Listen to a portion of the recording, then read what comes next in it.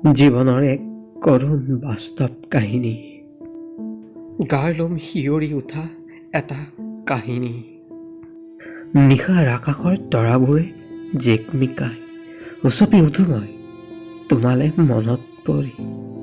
তুমি যেন দূৰত গুচি গৈছা।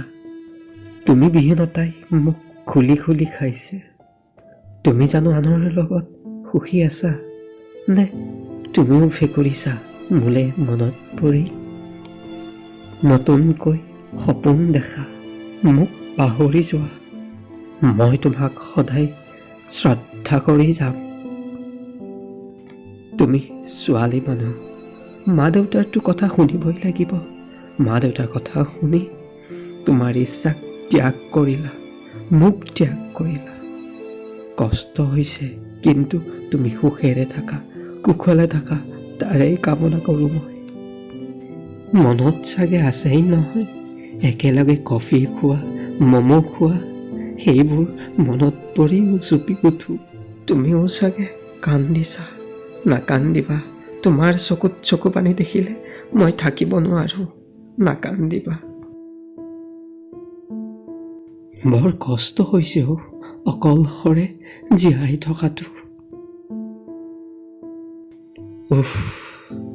বুকুখনে খুন্দা মাৰি ধৰিছে যেন মৃত্যুৰ বাবে এটি এটি ক্ষণ গণি আছো। মৃত্যুলে আৰু বেছি সময় নাই। তোমাক পাহৰিও যাব পৰা নাই, এৰিও যাব পৰা নাই। বৰ কষ্ট হৈছে তুমি সুখেৰে থাকা, তাৰে কামনা কৰো। ভগৱান, তুমি তাইক সুখেৰে ৰাখিবা, শান্তিৰে ৰাখিবা। তাইৰ চকুত চকু পানী আহিবলৈ নিদিবা, তাইক লোভনে থাকিব নিদিবা।